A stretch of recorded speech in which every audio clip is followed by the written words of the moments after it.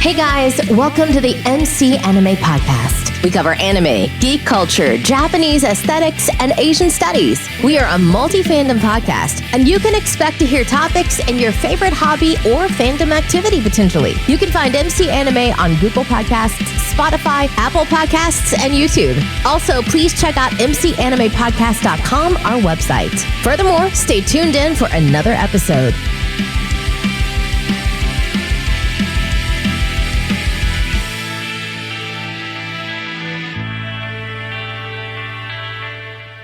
Hey guys, welcome to another episode of MC Anime. I'm MC Anime. We have another special guest with us today. How you doing today? I'm doing alright. It's nice to be here. So, for the audience that doesn't know who you are, what are you and what do you like? Sure, yeah. My name's Joe. I'm one of the hosts over at Devil Fruit Choose Anime podcast. And then what do I like? What's the question? Yes. I like I'm if I had to sum up my number one anime or something like that, I'm a big fan of Dragon Ball Z. That's, yeah. I'm one of those normies.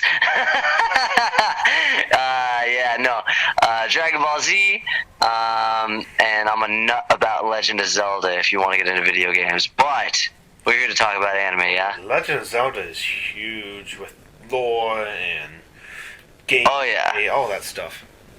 Oh, yeah. I could dive into it all day long.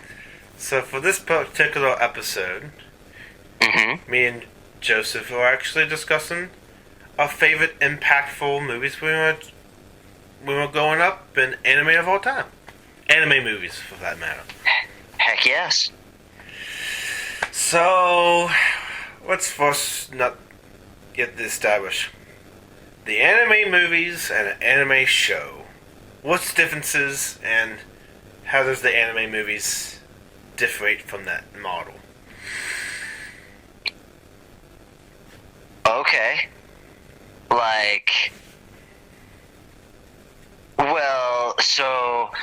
So we want to differentiate, okay. So are we not talking about any movies that came from a show? No, we're differentiating between the episodic that we see in the movies that are just one storyline.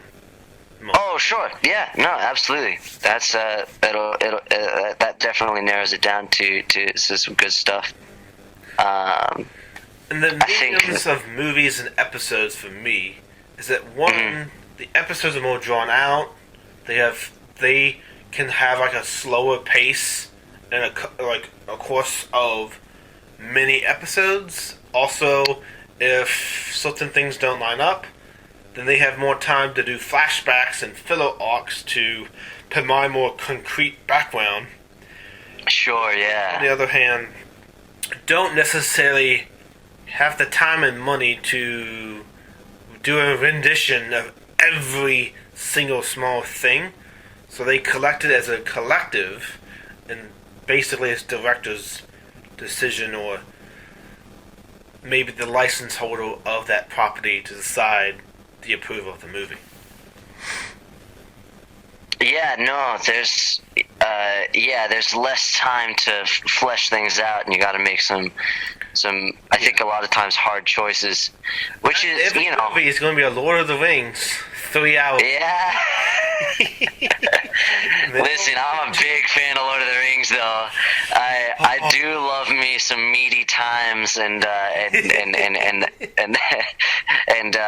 all the thick D, but yeah. So if that was all I had, it would get very boring, I'm sure.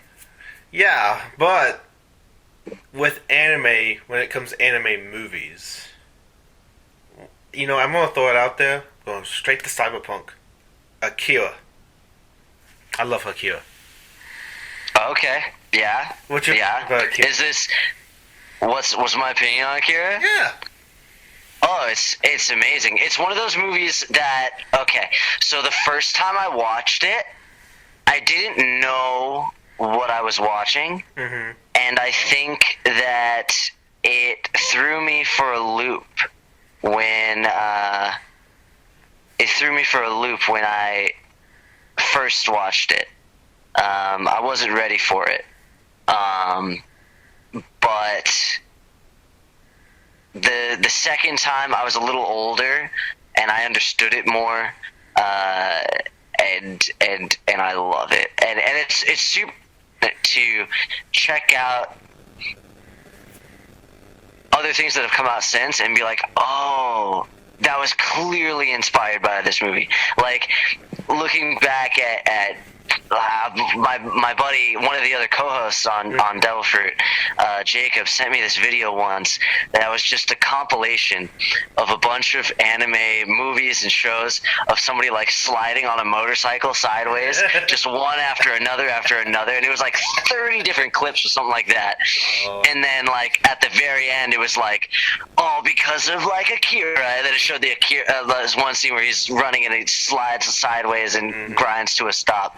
And I was like, wow, dang, like, it's like spot for spot, frame for frame almost, like all of these things, even like Pokemon. Like, there's a scene of like Officer Jenny like sliding sideways on her motorcycle, just like Akira. It's amazing. Oh, yeah.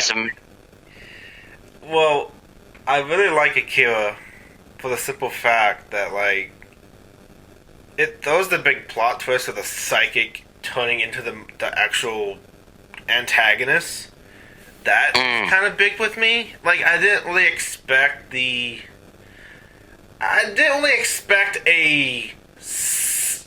psychic gone wrong situation just to be this enormous monstrosity of just power and deformity to happen. It was like, whoa, where is this coming from? Yeah, no, like, they definitely... I was like, oh, this is, took a major sidestep, but in the right direction. It was oddly, like, iterating. You can actually connect with it. And it was like a struggle of, he's lost control, and literally the monster within has taken over. Right, And yeah. It goes back to, like, how you use your power. If the power goes out of control and you use it for like purposes not your own ability, your own ambition, then it can get kind of chaotic. Create this scene of what we saw in Akira. Right. Yeah. No, it's my favorite part about that is just, I mean, obviously at that time period everything was hand drawn and stuff, but the attention to detail in that movie, as far as like the actual animation goes, is insane. Like, there's, I think, I could be wrong, but I think it might be that movie where every scene, something in the background is moving. Yes. Like, and all of the wires and the cables and the electrical things or things outside in the city and stuff. Every single line is paid attention to and drawn and oh yeah. Thing was no shortcuts were taken. It's a masterpiece just visually. And visually speaking, when you use those detailed structures that you say, attention to detail resonates with fans a lot more because of the put into it. Not only did they perform it really well, they did the transitions pretty good, is that the detail felt like it was real life. Even though it's animation, and it's 90s animation too, so keep that in mind.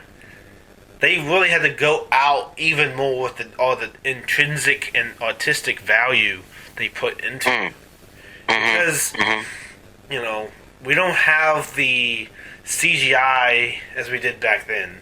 It was very limited, so what they did on the screen was like traditionally drawn into the panels that we see in typical animation, but Yeah. done with layering effects. Like, there's no way you can tell me that was just one layer. That the scene, the backdrop, the cable, the everything else is like a separate drawing. Oh yeah, I have no idea how that works. I'm not gonna lie to you. I wish I knew more about all that and whether or not it was layered or whatever. But I'll take your word for it. And they also well, anytime you have movement with animation, it's like they have to put the still image with the image going across to tell the story. Okay, yes, right, But they yeah. have even more layers with all the value they put into it as well. Right, like it wasn't like the Flintstones where there's one background that stays still, Yeah, and then the other people are going out. Static. Oh yeah, Using the same keyframes. yeah. They definitely are cut above. Yeah, absolutely. Is that your first impactful move on your list? That's one of the biggest ones for me. Yeah. When I saw it, I was in awe, not like of the genre. I don't know. I think it was just how the movie was portrayed.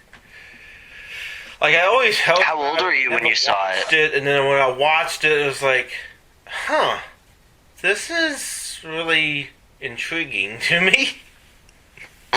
Yeah. It's one of those animes, like, you heard a lot about it, but you still have like a blind reaction because you never watched it. Right. Thing. So, I don't know. I feel like that's the impact it left for me. Right. How do you remember how old you were? This was probably a couple years ago. Oh, okay. So you weren't too young. Yeah, I wasn't. My journey to anime started in high school mostly.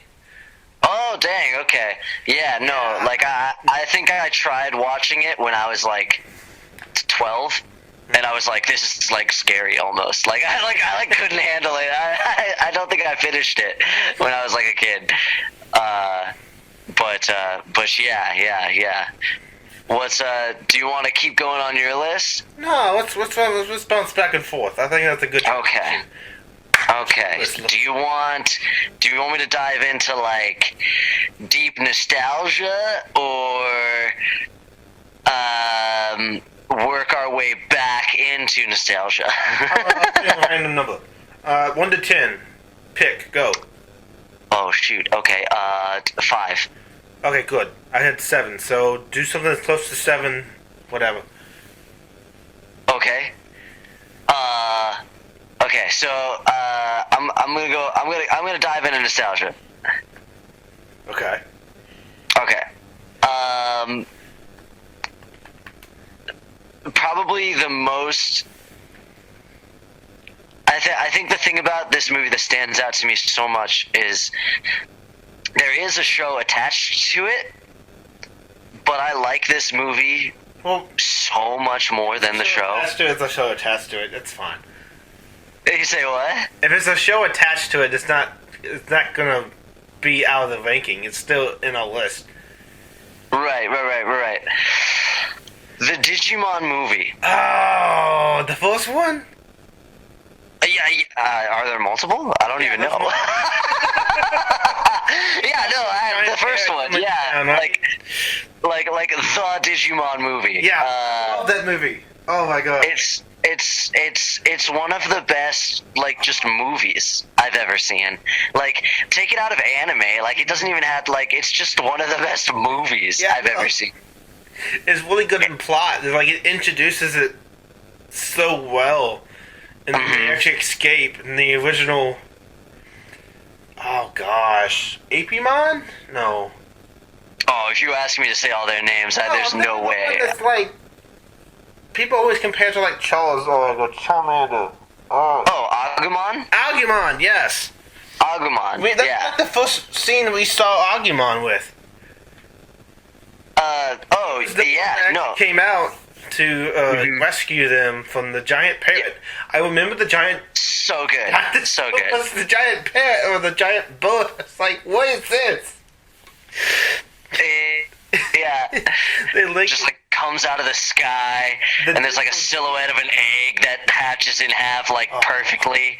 It's yeah, everything about that is just so cool. And then the thought of like the Digimon just being giant, and then the bridge crumbling on top of it, and then all of a sudden it's like, I'm Greymon now.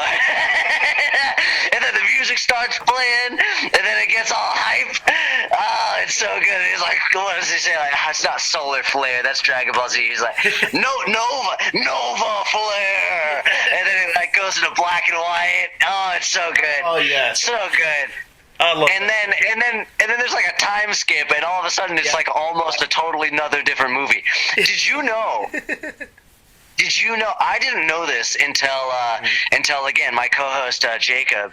He told me, he's like, yeah, that first Digimon movie is actually 3 different movies that they spliced together. Yes, like released I in remember Japan. that. I remember watching something about that. I had no idea They put it until like he 3 told different me. movies as an attempt to rush it, but it could have had better success as 3 standalone movies. And the way they did it just seemed rushed.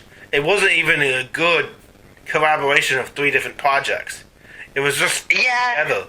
It's one of those things where like I can look back and notice it, but like I still don't even care. It's so hype. I love it so much. I don't even care. But like apparently the only original part was when. What's the like newer guy, the Davis and the blonde kid, Davis and Willis, are when they have like that heartfelt conversation out in the woods or something at night. Apparently, like that's like the only original part of that, and they like tried to make the plots all get together with that one scene. I think it's impressive when you think about it that way. Like they only made one little original bit, and I think it mostly works. It's good. It's great. Yeah, I'll just have nostalgia look at my rabbit's foot. Oh, yeah. Hell yeah. Faded green. It's like, oh, okay. But yeah, I don't know. I think the Digimon franchise as a whole is just really like there's so many spin-offs, so many sequels that each one is like different with itself. I watched some of them; they were actually pretty good. And the movie was probably the biggest nostalgia, though. Yeah, I tried going back and watching the show once. The impact of just watching it for the first time. It's like, what is it? Yeah. And people Digimon's a rip-off Pokemon. It's like, I mean, Digimon monsters, maybe the idea came from Pocket Monsters, but like... Yeah, but... Totally... It's different enough. Totally, it's more totally different. Yeah. You know... Yeah. What's the next one on your list? Fireworks. That rings a bell, but I know that one. It's a recent one, actually. Oh, okay. I've seen like a poster or something, or like a trailer for it online. Okay, tell me about it. Okay, so it's really interesting because I think it's like they go into the tower and then there's like a journey to build it up in the relationship, and the fireworks is that final point when they have that Age of Discovery gone right kind of thing. It's like it slowly builds up to that story and what the fireworks represent, because it's a symbol, you know, the symbol of growth, symbol of change, and how it's sprouting into the last ditch effort of when they're doing it. Does that make any sense? Yeah. So what do you remember of it? Of fireworks? Yeah. Well, I haven't seen it. I know you haven't seen it, but what have you seen? I think I saw like a Instagram ad once. I just enough to make the name stand out, but I know nothing about it. I really couldn't tell you. Oh yeah, you have Nushizumi and Yusuke both infatuated with their classmate, but when Nasuna decides to run away from home, she asks to join her. After the plans go airy, she discovers a magical ball that has the power to manipulate time, give them a second chance, but each reset brings new compilations. Oh, jeez. So they bring the idea of, the magic ball to manipulate time, to change the events.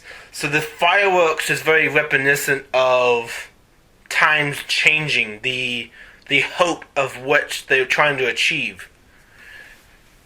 So that in credit, when you see the fireworks, everything in the movie builds up to that grand, not even climax, it's literally the exposition ending.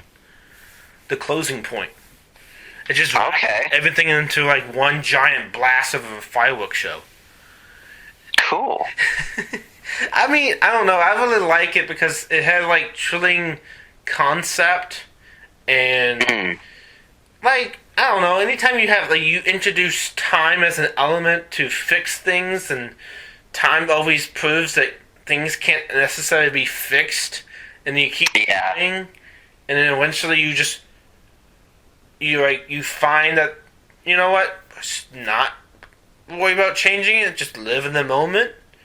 Yeah. There's no better time than the present, so we might enjoy it. Like, one of my favorite time movies is actually an anime movie. I didn't put it on my list, but The Girl Who Leapt Through Time. Oh yes, I remember that one. That's a great movie. I think I used her as a thumbnail for one of my old blogs. Oh yeah. Casting, Super Leapers. It's like the people that have the power to like do giant leaps, and I used her as a symbol of leaping through time. Nice. I was like trying to find someone. It's like, oh wait a second, this is really good, and I watched the movie, so it's still fresh in my mind. So yeah, I know exactly what you're talking about. Sweet. I still have like the old blog article, and that's actually one of my favorite ones. There you go. All right. My next one. Yes. We're just gonna continue on with the nostalgia train. Okay. We're just gonna keep it chugging along, and I'm just gonna be again super stereotypical. Mm-hmm. The first Pokemon movie. Oh If we're talking about most impactful anime movies, I love that one. Like that, I saw that for the first time in theaters, and I remember getting the Ancient Mew card. Oh yeah. They gave me my movie ticket, and like I still have it. My brother has his, and I think my sister has hers. Like it's that movie. The only like Pokemon 2000 is pretty close, but like the whole thing about purpose and the actual like deep existential message in that children's movie is nuts. Like it's amazing. It's not. I still remember the soundtrack so visibly. Oh yeah, no. That's another thing. Amazing soundtrack. It's beautiful. It'll make you cry. It'll make you shed a single tear. There hasn't, like, I know it's been a while since I felt something like from the first Pokemon movie, but when I watched Pokemon Pikachu I Choose You, I also got similar vibes from the first movie, but not like on par, but like similar enough to connect the two. Okay, I haven't seen that one. I don't know. That's about Farewell, and he actually gets the rainbow wing and all that stuff. Cool. All right, sounds hype. Let's just track down Ho-Ho. When does that take? Is that like a newer one? That's on Netflix. Oh. Yeah. Yeah, I'm not cool and hip. I'm not up on the news. I think. Wow. I think the newest Pokemon thing I saw is I went and saw Detective Pikachu. Oh, I love this. That was I actually did that with what makes a good live action anime in one of my older podcast episodes.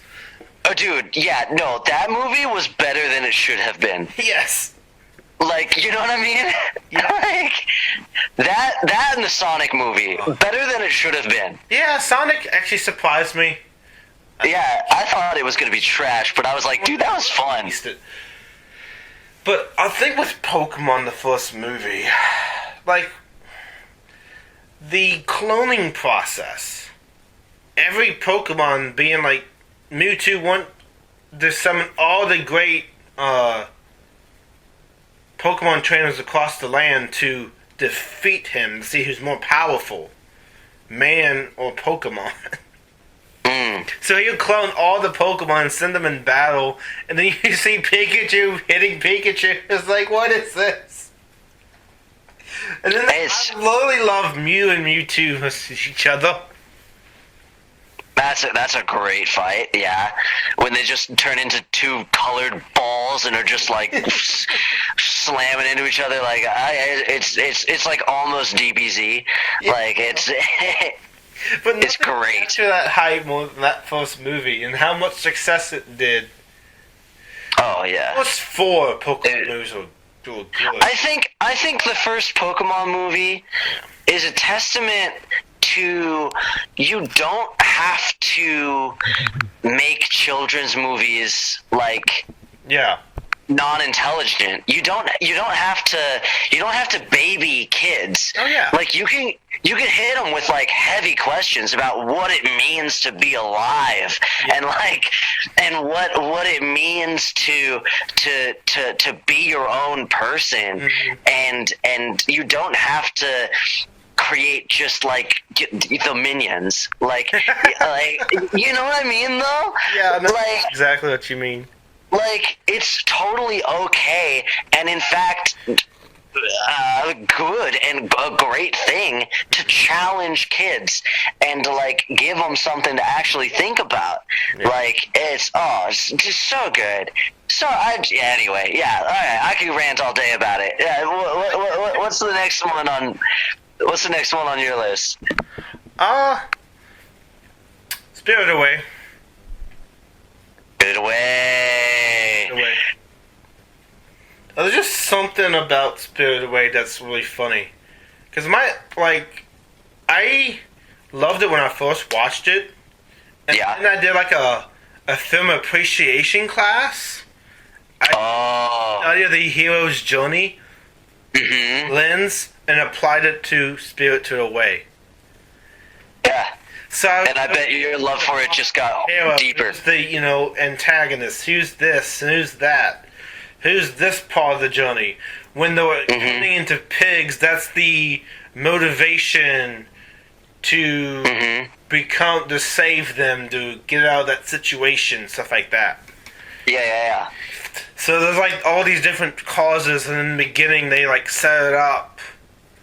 The more lessons that you don't get overly greedy and overly just eating your food like that, Right. The punishment is just you turn into pigs. And then I don't know, I really feel the connection with the spirits and spirits of the nighttime and the bathhouse is really symbolic what Japanese mythology represented to me. You have all these different, spirits and deities possibly coming on a train, lining up for the bathhouse. And she's put in this position of helping in the bathhouse at different levels and somehow gets the river spirit that just looked like a giant mob splat everywhere. And just got... It had like a clog in a system. It's like, oh, he's now free. Well, yeah, and the commentary about pollution and stuff with all of that. So good. Like, it has so many different themes and ecologies within it that you can actually connect with the story more. And it's so much character development. Like, you see so many different characters. Like, most anime movies are like, you know, the core set or focus on one particular group. You see everybody. And everyone has a little actual part to play. They're not just characters. Mm-hmm. And it doesn't feel rushed either. Yeah, it's everybody takes their time. Studio Ghibli could take years on just one movie, but they perfect the storytelling, and it got like an award too. It got so many awards. I think, or something. One of them. It got so many awards. Yeah, and I don't know. Something felt different. Like, the other Studio Ghiblis were great. Mm-hmm. Something about Spirited Away connected with me even more. And I guess it's all because I had the film appreciation class. I literally did an assignment, wrote a paper. The heroes just flying Spirited Away in that lens. We were watching all kinds of movies in those classes. Yeah. It was like the one time that we could do any movie for the project, just has to relate to hero's journey. Right. I found online that Spirited Away had a lot of people diving in to the hero's journey lens to the story. Right. So it felt kind of cool to examine and analyze that to that perspective as well. Yeah. Because, more superhero movies are the pinnacle of what the hero's journey is. But or like Lord of the Rings or Star Wars. Definition of hero's journey, it's really good to actually do that particular movie instead of a known movie for that film theory. Yeah. For me. And I mean, I also have some Studio Ghibli on my list for sure. Also, one fun fact: the teacher who taught the class was so good that I took public speaking with him, and then I took appreciation with him. There you go. Film appreciation first, and I went straight into public speaking. I had fun with it. It was I took him in one semester. I should have just took him in 2 different semesters. I would have broke it up and to spread him out. Yeah, he was like he was the communications studies teacher. Sure. So he was one of the few that would, get into like public speaking, introduce communications, film appreciation, all that stuff. Yeah. Charismatic, and I remember public speaking. We only did 3 grades. Oh yeah. So lax. Oh gosh. Oh. A good teacher goes a long way, for sure. True. Do you have any teacher-inspiring films in your list? Or mentor relation? Actually, I do have one that involves a teacher. Okay. Wow, people are gonna think we planned this. I just... That's amazing. No, so the next one that I'll talk about then, I'll come back to my Ghibli pick, but no, yeah, my teacher one. Have you ever seen one the movie Ghibli from you? How about that? What's up? About one Studio Ghibli. Okay. Yeah. I'll have one in a minute, but my teacher one. Have you ever seen the movie or heard of the movie Garden of Words? I'm not sure I have. Okay, that's a beautiful movie, and the reason it impacted me, or I put it on my impact list, was because I think that was the first movie that I watched or anime movie that I watched where it was animated so beautifully and so well that there were actual points in the movie where I had to pause it, go back, and watch it again because I thought maybe they had spliced in live action camera work on certain parts because I was like, that can't be animated. Like, there's no way. It was too beautiful. It's about a boy in high school, and he wants to be a shoemaker. And he's ditching class to go sit in the park to sketch and design shoes. So he's not actually like the shoemaker like in the colonial times. He's actually designing new product. No, it's like modern day. Okay. It's like modern day. Yeah. And he just wants to be a shoe designer, and there's a lady who he's kind of immediately infatuated with, she looks kind of lonely. And I guess infatuated is the wrong word. She catches his attention, and she looks lonely, and it's raining one day, and they both seek cover under the same gazebo, basically, and wait out the storm. And they kind of build a connection by meeting on these rainy days. And it turns out that she's a teacher at his school, and it's about like their relationship and how that develops and stuff. And it gets to like kind of a mature topic, or not kind of. It is, okay. But exploitive. Okay, I like it. Yeah, but it's so beautiful. Put into the exploitation category, and that doesn't do a good story. The exploitation? Yes. Well, it's not like it doesn't get into a very like explicit. No, but like yeah, there's so many like that. Sure, yeah. It's a bad rap. Yeah, it can. Yeah, you're right. It can. There are a lot of things in that category of topic, I suppose, that can be bad. But nonetheless, I think it's a great movie, and it led me down a path of searching for other movies like 5 centimeters per second. I watched after that, and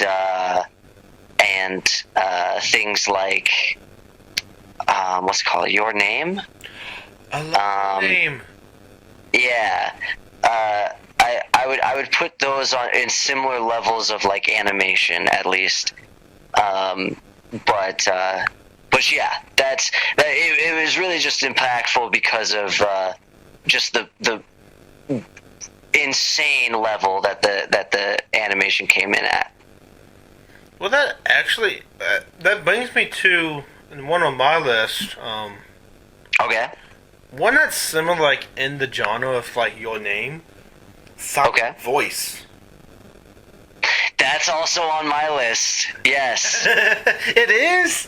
Yeah, A Silent Voice. Absolutely. Oh, like I connected with it so well. I think everybody can, at least on some level, with at least one character in that movie. Like, it's such a amazing depiction of real life. Yeah. Okay. With me, I think it connected me on a personal level. Sure. And that, having that representation in that type of movie is critical for me. So that was the emotional heartfelt that I felt. Yeah. And that depiction, the way they did it, I don't know, it's just hard to explain. It's like the way it hit on the heart, on the chords of your heart, is so many ways, so many different connections. Mm-hmm. And the ironic meaning of silent voice is literally not having the voice to use. You have to use the sign language, American Sign. You have to rely on that written communication no connection with the character on just the not even word attachment to the relationship. It's the accompaniment of them two together. That's what shares that bond. For me. Yeah. No, the everything about it and the use of music is so good in that movie.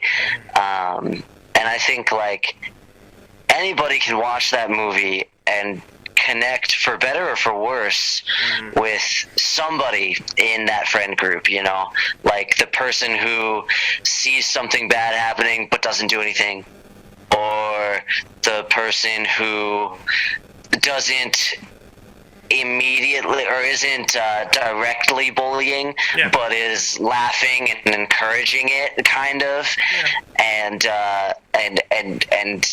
or even just being the bully, and or you know the girl who is the victim of it all, and how strong she is throughout it, or at least how strong she shows people that she is.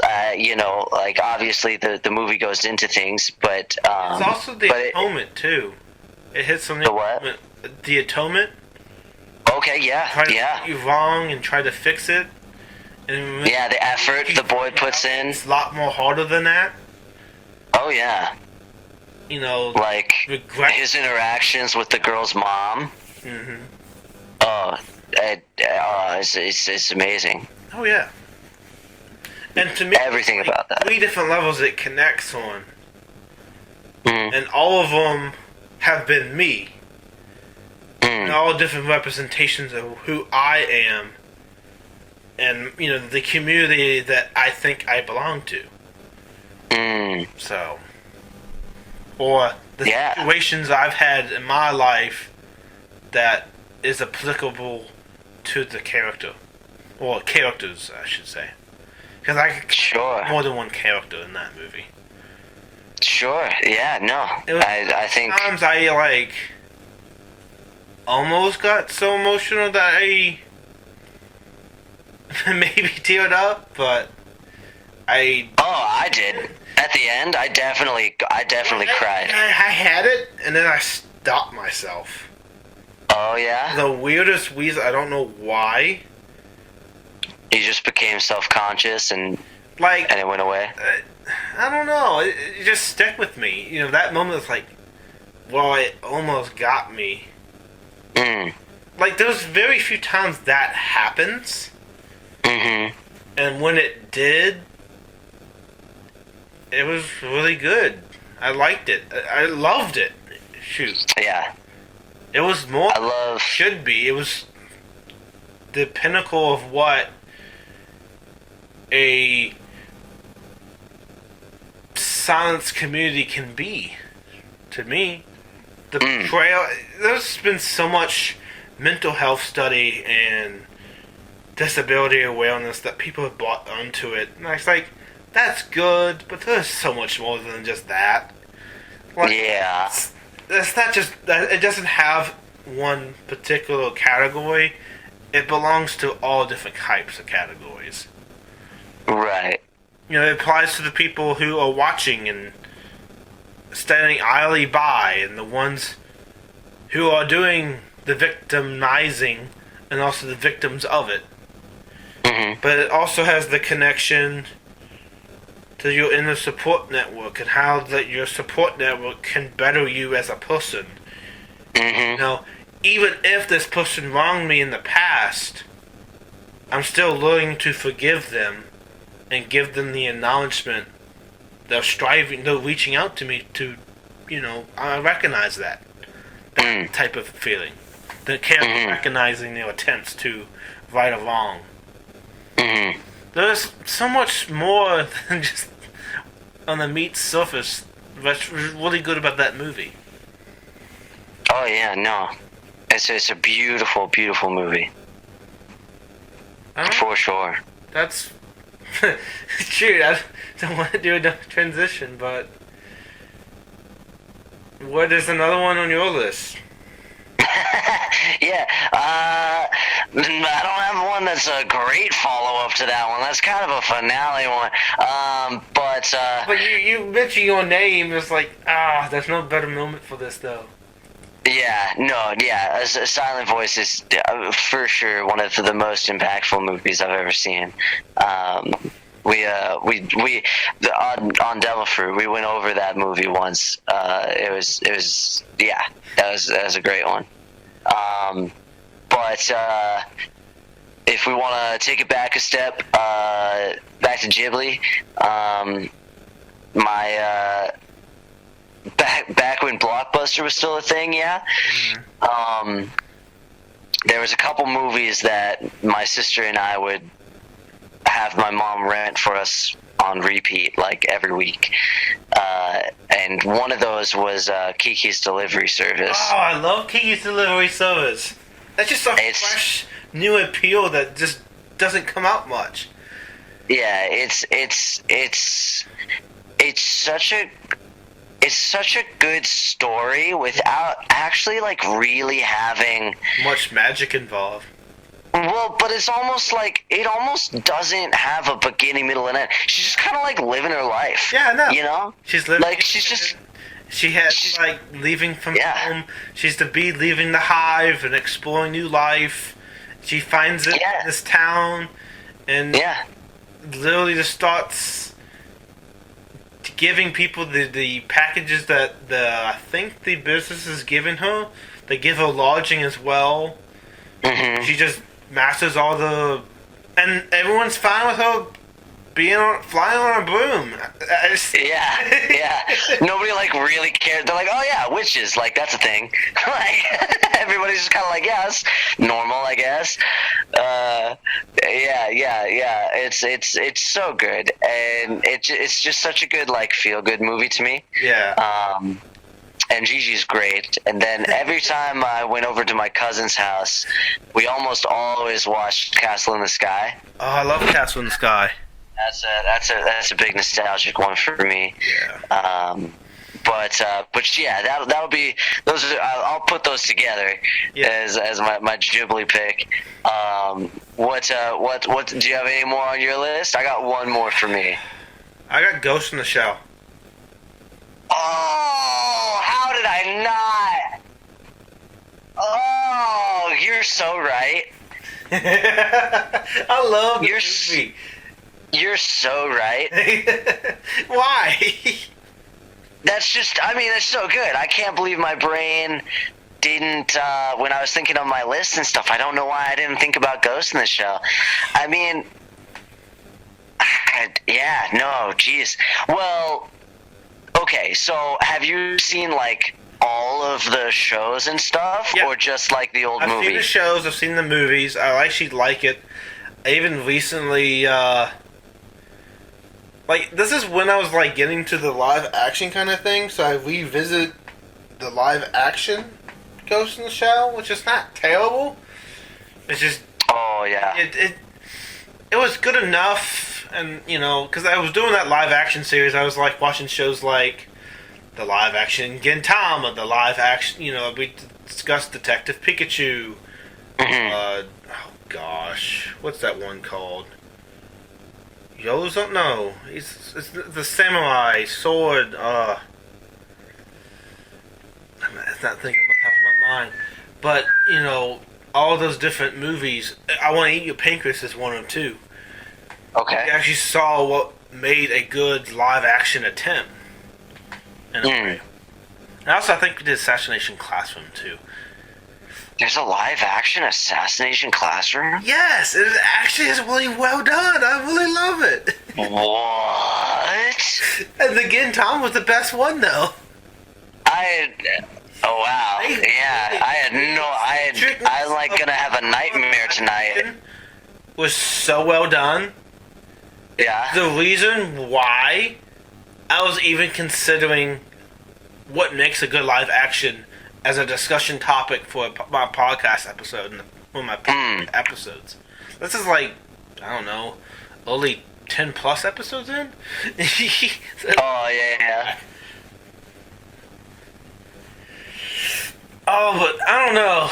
Ghost in the Shell for me really hits on that like futuristic plot that just Ghost in the Shell inspired the Matrix. Like you know that, right? I could see that being a thing. Yeah. Like one particular scene, they bought the entire Ghost in the Shell, so they just redo one scene of Ghost in the Shell in the Matrix. Yeah. So the company that made Matrix bought Ghost in the Shell for that particular, so they didn't have to deal with copyright and all that stuff. Really? Yeah, it's like, why? You could have the permission to do it and you've been a lot cheaper. Goodness, yeah. I'm gonna go to the hassle of asking for permission. I mean, that's one surefire way to cover your butt. Yeah, jeez. But I don't know. I feel like the futuristic, how technology transforms into like virtual reality and cyber technology. Everything is cybernetic. So, and the interface now is not just the internet. It's the brain connected to the internet, kind of thing. Yeah. It's the mind being vulnerable to the fiber optic cable connection. You're a big fan of cyberpunk stuff, aren't you? I have like two favorites of cyberpunk. Yes. Okay. But yeah. There's Akira, Ghost in the Shell.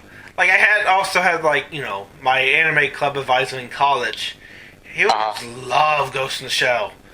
Sure. Yeah, like literally from him with the discussion, I've heard Deja Vu, Ghost in the Shell, like 15 times, brought up in like a course of 2 years, and he's speaking in different capacities at the club and to different people at a convention. It's like, you just love Ghost in the Shell. Yeah. And he's also a big fan of Gundam too. No fair. Oh. Yeah. Sure. He had like all the Gundam models, and did actually convention panels having his Gundam model collection. That's awesome. So yeah, he's inspiring, but I don't know. I feel like Ghost in the Shell for me it's really representing what is the unknown kind of thing. Like the web and the cybernetic. It's not just cyberpunk. It's like, if the future gets to this point, how are we going to navigate it in a way that makes sense and the new laws that come about it? Because this is an unexplored territory. The internet still has all these loopholes and gray areas. Mm-hmm. It's really difficult to define because of the freedom attached with the services that the internet providers provide.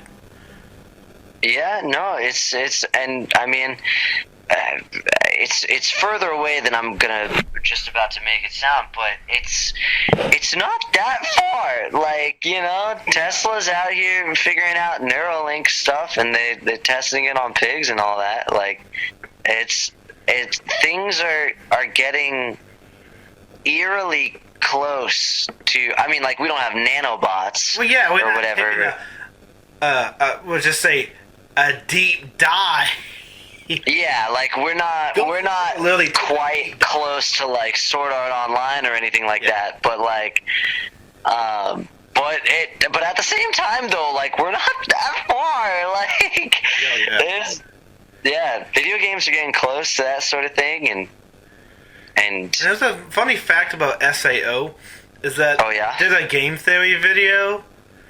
There is. Hat was explaining that the actual game of 100 levels in SAO is the most expensive game ever. If they would ever produce it in real life, it'd be like 4 times the budget of the biggest games we have. It'd be billions of dollars. I can imagine that, yeah. 100 floors, all eachly animated. Yeah. Yeah. That would be nuts. Scene.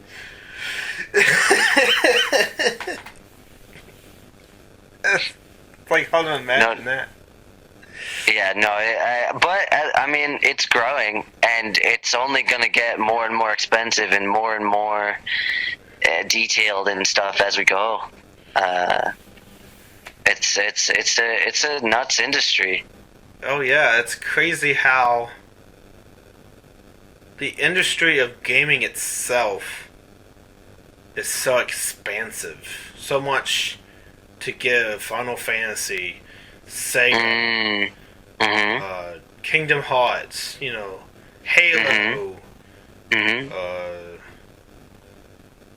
Left 4 Dead, Gear for War, all that has like Legends of Warcraft, all these different applications and what they can be is pretty universal. But do you have anything for the last thing you want to discuss on your list? I had to bring it back to DBZ. The first Broly movie was very impactful for me.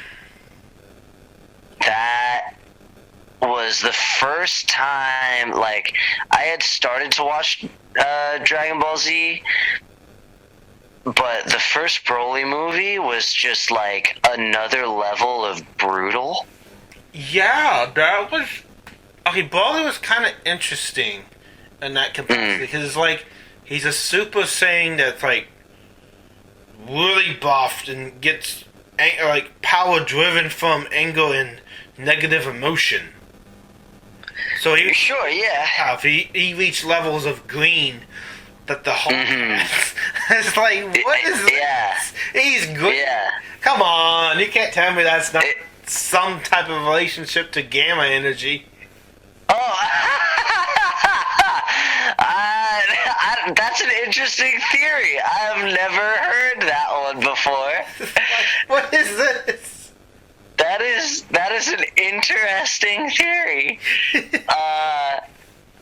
Yeah, I always just chalked it up to him being legendary, so he had like a different color. Legendary figure, like in the Santa Claus movies. Yeah. Oh, jeez. But yeah, no, that was it. It opened my eyes to like how actually violent some anime movies could get, and I think I watched it for the first time when I was like, I don't know, like 13 or 14 or so. So it just like left a mark on me, and I was like a sheltered child before some of these things, and so it like left a mark. And I think there's like some really cool. The soundtrack was pretty great. There was oh shoot, pretty good. Well, there was not My Chemical Romance. Chester C is the name of the lead singer. Linkin Park. I'm pretty sure there's a Linkin Park song in there. That could be. I spent all that time thinking of it, and honestly, I might be wrong. I was like, where is he going with this? I thought you were connected to something else. I was like, oh, never mind. No, yeah, I was just trying to think of that band name. I'm sorry. Oh gosh. All right, yeah, that's all on my list. And there's so many other movies that had that striking effect, and people remember different movies for different reasons. For sure. Iconic and impactful movies from people's youth, and also as they go up, can change.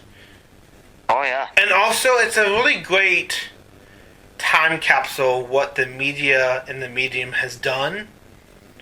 Because if you go back on your favorite movies, reflect on them, it brings back comfort that you had in that movie, or whatever the particular experience that you had, you share with people, and that's similar to discussing anime. You discuss passion, you discuss what you like. It's not all about knowing 15 of the big shows, like with the 90s. It changed to like, you really don't have to know these big 15. You can just know any obscure anime you want, and you will fit right in. And the community is really welcoming in that now. It has that big shift. And also, you watch at your own comfort level. You watch in a way that is good to your schedule. When you have time, like I tell people, if you're going to watch an anime, if you don't have the time, one episode a week, or a day you have all the time, you can catch up like 5 or 6 episodes. Do whatever you think is best, but when you have the time, even if it's like 30 minutes, one episode a week can get you through that busy schedule and actually open up the enjoyment slowly. Yeah. And people realize they can finish shows at their leisure. So the way you do it is just to find that time here and there, like in between the interviews, and not having one person show up and then 2 hours later for this interview. Yeah.